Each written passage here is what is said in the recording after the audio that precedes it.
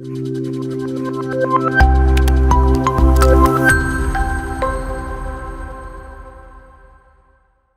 everyone, welcome to the introduction video of Comparative Animal Physiology and Biochemistry. Paper code വരുന്നത് MZO003 ആണ്. ഞാൻ അതുല്യ ഉണ്ണികൃഷ്ണൻ. ഇതൊരു introduction video ആണ്. ഇവിടെ ഞാൻ നിങ്ങൾക്ക് ഈ ഒരു പേപ്പറിന്റെ ബേസിക് സിലബസ് ഔട്ട്ലൈൻ പ്രൊവൈഡ് ചെയ്യാനായിട്ടാണ് വന്നിട്ടുള്ളത്. വിത്തൗട്ട് എനി ഫർദർ അഡു നമുക്ക് നമ്മുടെ ടോപ്പിക്കിലേക്ക് കടക്കാം. 4 ബ്ലോക്കുകളിലായിട്ട് 19 യൂണിറ്റുകളാണ് ഈ ഒരു സിംഗിൾ പേപ്പറിൽ നിങ്ങൾ കവർ ചെയ്യുക. അതിലെ first block fundamentals of animal physiology ആണ്. നമുക്കറിയാം ആനിമൽ ഫിസിയോളജി എന്ന് പറയുമ്പോൾ നമുക്ക് റിയൽ ലൈഫ് എക്സാമ്പിൾസിന് വേണ്ടി പുറത്തെങ്ങും പോകേണ്ട ആവശ്യമില്ല, നമ്മളിലേക്ക് തന്നെ നോക്കിയാൽ മതി. നമ്മൾ ആനിമൽസ് ആണ് അല്ലേ? അപ്പൊ നമ്മളുടെ ഫിസിയോളജിനെ ഡീകോഡ് ചെയ്യുന്ന ഒരു ബേസിക് ഉദ്ദേശമാണ് ഈ ഒരു മൊഡ്യൂൾ അല്ലെങ്കിൽ ഈ ഒരു ബ്ലോക്കിന് ഉള്ളത്. ഈ ബ്ലോക്കിൽ നമ്മൾ കുറേയധികം സിസ്റ്റംസ്, ഏറ്റവും ബേസിക് ആയിട്ടുള്ള ഫണ്ടമെന്റൽ അനിമൽ ഫിസിയോളജിക്കൽ സിസ്റ്റത്തിനെയാണ് കാണാൻ പോകുന്നത്. ടോട്ടലി 5 യൂണിറ്റ്സ് ആണ് ഈ ഒരു പെർട്ടിക്കുലർ ബ്ലോക്കിൽ ഇൻക്ലൂഡ് ചെയ്തിട്ടുള്ളത്. യൂണിറ്റ് 1 സർക്കുലേറ്ററി സിസ്റ്റം ആണ്. സർക്കുലേറ്ററി സിസ്റ്റത്തിന്റെ യൂണിറ്റ് 1 നമ്മൾ കാണാൻ പോകുന്നത് ബേസിക് ആയിട്ട് ഹാർട്ടിന്റെ സ്ട്രക്ചർ, ഫങ്ഷൻ, അതുമായിട്ട് റിലേറ്റ് ചെയ്തിരിക്കുന്ന ആർട്ടറീസ്, വെയിൻസ്, കാപ്പിലറീസ് തുടങ്ങിയിട്ടുള്ള ഓരോരോ പാർട്സിന്റെ ഫങ്ഷൻസ് ആൻഡ് അവരുടെ സ്ട്രക്ചേഴ്സ്, അവരുടെ ഈ ഒരു സിസ്റ്റത്തിലേക്കുള്ള ഇൻവോൾവ്മെന്റ് ഒക്കെയാണ്. കൂടാതെ സർക്കുലേറ്ററി സിസ്റ്റത്തിന്റെ തന്നെ ബേസിക് ആയിട്ടുള്ള open and closed circulatory system നമ്മൾ പ്രോപ്പർലി ഇവാലുവേറ്റ് ചെയ്യുകയും പ്രോപ്പർലി പഠിക്കുകയും ചെയ്യും. Entire cardiac output, cardiac cycle തുടങ്ങി കാർഡിയോ വാസ്കുലർ ആയിട്ടുള്ള ആക്ടിവിറ്റീസിന്റെ ഒക്കെ ഒരു പ്രോപ്പർ ഔട്ട്ലൈൻ പ്രൊവൈഡ് ചെയ്യുന്ന ഒരു യൂണിറ്റ് ആണ് യൂണിറ്റ് 1. നമ്മളുടെ ഫസ്റ്റ് യൂണിറ്റിന്റെ ഹീറോ ഹാർട്ട് ആണെങ്കിൽ സെക്കൻഡ് യൂണിറ്റിന്റെ ഹീറോ ഇസ് ലങ്സ്. ലങ്സുമായിട്ട് അസോസിയേറ്റ് ചെയ്ത് നിൽക്കുന്ന സിസ്റ്റം ഏതാണ്? യെസ്, റെസ്പിറേറ്ററി സിസ്റ്റം ആണ്. അപ്പോൾ യൂണിറ്റ് 2-ൽ ബ്ലോക്ക് 1ന്റെ യൂണിറ്റ് 2-ൽ നമ്മൾ കാണാൻ പോകുന്നത് റെസ്പിറേറ്ററി സിസ്റ്റം ആണ്. റെസ്പിറേറ്ററി സിസ്റ്റം എക്സ്പ്ലെയിൻ ചെയ്യുന്ന സമയത്ത് അല്ലെങ്കിൽ നമ്മൾ പ്രോപ്പർലി അത് പഠിക്കുന്ന സമയത്ത് നമ്മുടെ ലങ്സിന്റെ സ്ട്രക്ചർ, അസോസിയേറ്റ് ചെയ്ത് നിൽക്കുന്ന പാർട്സ്, അവരുടെ ഫങ്ഷൻസ് ഒക്കെ കാണും. ജനറൽ ആയിട്ടുള്ള റെസ്പിറേറ്ററി സിസ്റ്റത്തിന്റെ ഫങ്ഷൻ എങ്ങനെയാണ്, അതിന്റെ സ്റ്റെപ്സ് എന്തൊക്കെയാണ്, അത് കാണും. അതുമായിട്ട് അസോസിയേറ്റ് ചെയ്ത് നിൽക്കുന്ന ഗേഷ്യസ് എക്സ്ചേഞ്ചിന്റെ ബേസിക് ഐഡിയ, ഹീമോഗ്ലോബിന്റെ സ്ട്രക്ചറും ഫംഗ്ഷനും, കാർബൺ ഡൈ ഓക്സൈഡിന്റെ ഓക്സിജന്റെ intake and carbon dioxide എക്സ്പിലേഷൻ ഒക്കെയാണ് നമ്മൾ ഈ ഒരു ടോപ്പിക്കിൽ കാണാം. തേർഡിൽ നമ്മളുടെ ഹീറോ കിഡ്നിയാണ്. തേർഡ് യൂണിറ്റ് എന്ന് പറയുന്നത് ഓസ്മോ റെഗുലേഷൻ ആൻഡ് എക്സ്ക്രീറ്ററി സിസ്റ്റവുമായിട്ട് അസോസിയേറ്റ് ചെയ്ത് നിൽക്കുന്ന കിഡ്നിയുടെ സ്ട്രക്ചർ ബേസ് തൊട്ട് നമ്മളുടെ ജനറൽ ആയിട്ടുള്ള ഓസ്മോ റെഗുലേഷൻ ഫങ്ഷൻസ് വരെ നമ്മൾ ഇവിടെ ഡീകോഡ് ചെയ്യും. Fourth unit is about muscle physiology. മസിൽസിന്റെ സ്ട്രക്ചർ, ടൈപ്പ്, ഫങ്ഷൻ, മസിൽ സിസ്റ്റവും സ്കെലറ്റൽ സിസ്റ്റവും അസോസിയേറ്റ് ചെയ്ത് എങ്ങനെയാണ് വർക്ക് ചെയ്യുന്നത്, എൻറ്റയർ ഫിസിയോളജി, മസിൽ ഫിസിയോളജി എങ്ങനെയാണ് ഡിസൈൻ ചെയ്തിരിക്കുന്നത് തുടങ്ങിയ കാര്യങ്ങളാണ് നമ്മളുടെ യൂണിറ്റ് 4-ൽ നമ്മൾ കാണുക. 5ാമത്തെ യൂണിറ്റിൽ നിങ്ങൾ കാണാൻ പോകുന്നത് ഫീഡിംഗ് സിസ്റ്റം ആൻഡ് ഡൈജഷൻ ആണ്. സ്റ്റമക്കുമായിട്ട് അസോസിയേറ്റ് ചെയ്ത് നിൽക്കുന്ന നമ്മളുടെ കുറച്ചധികം ഫങ്ഷനാലിറ്റീസ്, അവരുടെ സ്ട്രക്ചറൽ ഡീകോഡിങ് ഒക്കെ നമ്മൾ ഈ ഒരു സെഷനിൽ ചെയ്യുകയും പ്രോപ്പർലി അതിനെ ഇവാലുവേറ്റ് ചെയ്ത് പഠിക്കുകയും ചെയ്യുന്നുണ്ട്. ഈ 5th യൂണിറ്റിന്റെ ഫീഡിംഗ് സിസ്റ്റം ആൻഡ് ഡൈജഷനോട് കൂടി നമ്മളുടെ യൂണിറ്റ് 5 കംപ്ലീറ്റ് ചെയ്യുന്നത് വഴി ബ്ലോക്ക് 1 നമ്മൾ കംപ്ലീറ്റ് ചെയ്യും. ദെൻ നമ്മൾ ബ്ലോക്ക് 2-ലേക്ക് എൻ്റർ ചെയ്യും. അവിടെ sensing the environment and coordination എന്നുള്ളതാണ് നമ്മളുടെ ബ്ലോക്ക് 2. ബ്ലോക്ക് 2-ൽ ആ പേര് സൂചിപ്പിക്കുന്നത് പോലെ തന്നെ എൻറ്റയർ എൻവയൺമെന്റ് സെൻസിങ്ങും കോർഡിനേഷനും ഒക്കെയാണ് നമ്മൾ കാണാൻ പോകുന്നത്. അതുമായിട്ട് റിലേറ്റ് ചെയ്ത് 5 യൂണിറ്റ്സ് നമ്മൾ പഠിക്കും. ഫസ്റ്റ് യൂണിറ്റ് എന്ന് പറയുന്നത് നെർവസ് സിസ്റ്റം ആണ്. നമുക്കറിയാം നമ്മളുടെ എൻറ്റയർ കോർഡിനേഷൻ അല്ലെങ്കിൽ നമ്മളുടെ പ്രോപ്പർ സെൻസിങ് എന്ന് പറയുന്ന പേർപ്പസ് ഫുൾഫിൽ ചെയ്യുന്നത് നെർവസ് സിസ്റ്റം ആണ്.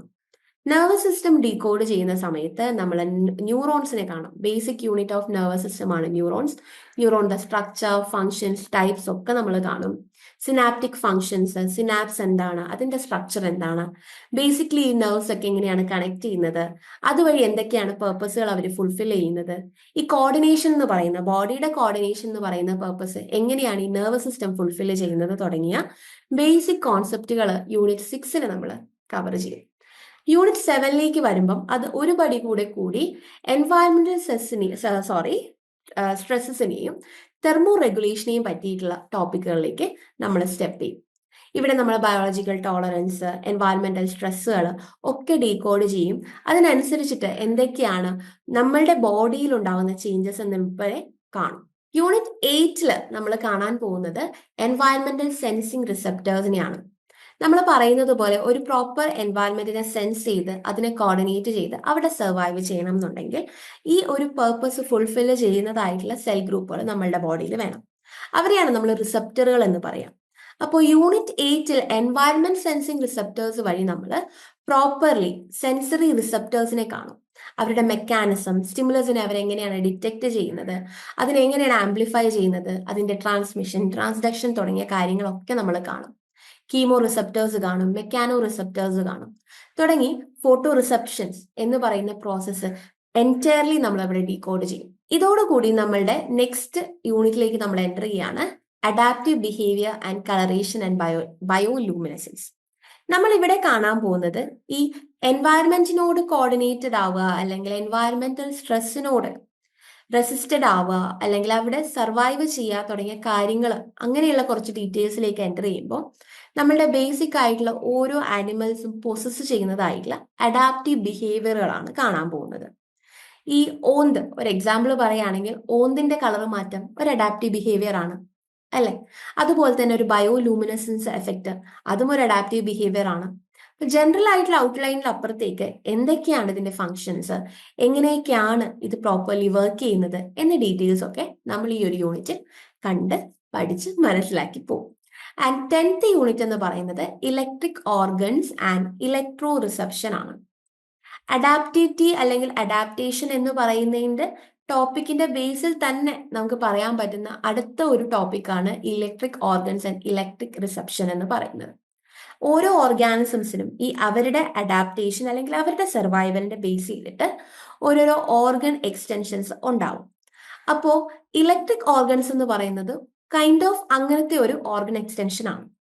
ഓരോ ഇലക്ട്രിക് ഓർഗൻസ് അല്ലെങ്കിൽ ഇലക്ട്രിക് ഫിഷുകളിലൊക്കെയാണ്, റേ പോലെയുള്ള അക്വാറ്റിക് ആനിമൽസിലൊക്കെയാണ് നമ്മൾ കൂടുതലായിട്ടും കോമൺലി ഈ ഇലക്ട്രിക് ഓർഗൻസിനെ കാണാം. അവരുടെ സർവൈവലിന്റെ അല്ലെങ്കിൽ പ്രിഡേറ്ററിൽ നിന്ന് അവർക്ക് രക്ഷ നേടാനായിട്ടുള്ള ഒരു മീൻസ് ആയിട്ടാണ് ഈ ഇലക്ട്രിക് ഓർഗനെ നമ്മൾ മനസ്സിലാക്കേണ്ടത്. അപ്പോൾ എന്താണ് അതിന്റെ ഫങ്ഷൻ, അതെങ്ങനെയൊക്കെയാണ്, അതിന്റെ ഒറിജിൻ എന്താണ്, ഏതൊക്കെ രീതിയിലാണ് അത് ഒറിജിനേറ്റ് ചെയ്ത് വന്നിട്ടുള്ളതും ആരിലൊക്കെയാണുള്ളതും, എന്തൊക്കെയാണ് അതിന്റെ പേർപ്പസുകൾ, ഇതൊക്കെയാണ് നമ്മൾ ഈ ഒരു യൂണിറ്റിൽ 10th യൂണിറ്റിൽ കവർ ചെയ്യുക. അതോടുകൂടി നമ്മൾ നമ്മളുടെ ബ്ലോക്ക് 3യിലേക്ക് എൻ്റർ ചെയ്യാണ്. ബ്ലോക്ക് 3 എന്ന് പറയുന്നത് enzyme catalysis and its regulation. Enzyme catalysis എന്ന് പറയുന്ന അതിന്റെ പേരിൽ നിന്ന് തന്നെ നമുക്ക് മനസ്സിലാക്കാം ഈ ഒരു ബ്ലോക്ക് എന്തിനെയാണ് ഡീൽ ചെയ്ത് പോകുന്നത് എന്ന്.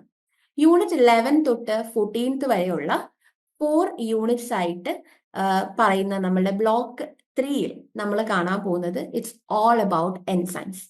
എൻസൈംസിന്റെ നേച്ചർ നമ്മൾ യൂണിറ്റ് 11 കാണും. യൂണിറ്റ് 12 ആവുമ്പോഴേക്കും എൻസൈം കൈനറ്റിക്സ് കാണും.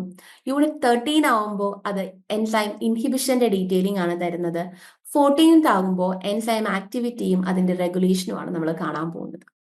ബേസിക് ആയിട്ടുള്ള എൻസൈംസ് ആൻഡ് ഇറ്റ്സ് റെഗുലേഷൻ പേർപ്പസുകളുടെ ബേസിലുള്ള ഡീറ്റെയിൽസ് ആണ് ഈ ഒരു യൂണിറ്റ് അല്ലെങ്കിൽ ഈ ഒരു എൻറ്റയർ ബ്ലോക്ക് നമുക്ക് പ്രൊവൈഡ് ചെയ്ത് തരുന്നത്. നമ്മളുടെ 4th ആൻഡ് ലാസ്റ്റ് ബ്ലോക്ക് എന്ന് പറയുന്നത് energy production and network of metabolic pathway എന്നുള്ളതാണ്. ഇവിടെ 5 യൂണിറ്റുകളാണുള്ളത്, 15 to 19th യൂണിറ്റ്സ്. ഇവിടെ energetic and design of living system അതിന്റെ ഫസ്റ്റ് ആൻഡ് സെക്കൻഡ് പാർട്ടായിട്ടാണ് നമ്മൾ 15th ആൻഡ് 16th യൂണിറ്റിൽ കാണാം.